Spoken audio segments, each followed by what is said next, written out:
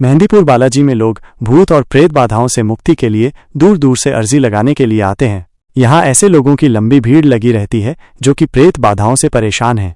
प्रेत बाधाओं से मुक्ति के लिए यहाँ हर रोज 2 बजे कीर्तन होता है। कीर्तन में जिन लोगों पर नकारात्मक साया या प्रेत बाधाओं का असर होता है उसे दूर किया जाता है। मेहंदीपुर बालाजी मंदिर की चमत्कारी शक्तियों के आगे भूत प्रेत बेबस नजर आते हैं। हनुमान जी के इस रहस्यमयी मंदिर में आस्था और विज्ञान के बीच एक धुंधली सी लकीर दिखाई देती है। बालाजी महाराज के सामने आते ही भूत प्रेत खुद गवाही देने लगते हैं।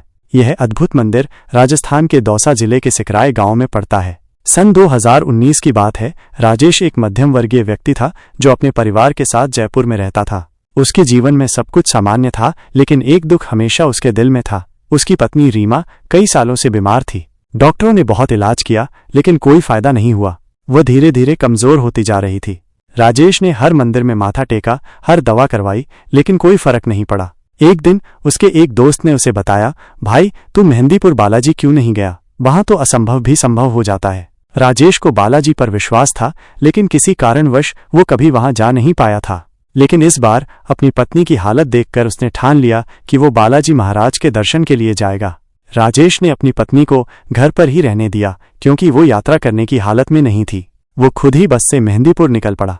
रास्ते में अजीब अजीब विचार आने लगे। अगर मेरी मन्नत पूरी नहीं हुई तो क्या सच में बालाजी मेरी मदद करेंगे? मगर जैसे ही वो मंदिर के करीब पहुंचा, उसे एक अलग ही ऊर्जा महसूस हुई। मंदिर के द्वार पर कदम रखते ही उसकी आंखों से आंसू बह निकले। उसने पहली बार ऐसा अनुभव किया था, एक अदृश्य शक्ति जो दिल के हर दर्द को महसूस कर सकती थी। राजेश सीधे मंदिर के अंदर गया और बालाजी महाराज के विशाल स्वरूप को देखकर फूट फूट कर रोने लगा। उसने अपने आंसू पोंछने की कोशिश की, लेकिन आंसू रुकने का नाम ही नहीं ले रहे थे। उसने हनुमान जी के सामने सिर झुकाया और बस एक ही बात कही, बालाजी मेरी पत्नी को बचा लो। अगर आपकी कृपा हो गई तो मैं हर साल यहाँ आऊंगा। आरती शुरू हुई, घंटियां बजने लगीं और पूरे मंदिर में जय बालाजी महाराज की गूंज फैल गई। तभी राजेश को ऐसा लगा कि कोई उसे छूकर आशीर्वाद दे रहा है। आंखें खोलकर देखा तो वहां कोई नहीं था, मगर उसके मन में एक अजीब सी शांति थी। ऐसा लग रहा था कि बालाजी ने उसकी पुकार सुन ली है। राजेश दर्शन करके वापस घर पहुंचा। जब उसने दरवाजा खोला तो उसकी पत्नी रीमा खुद चलकर दरवाजे तक आई।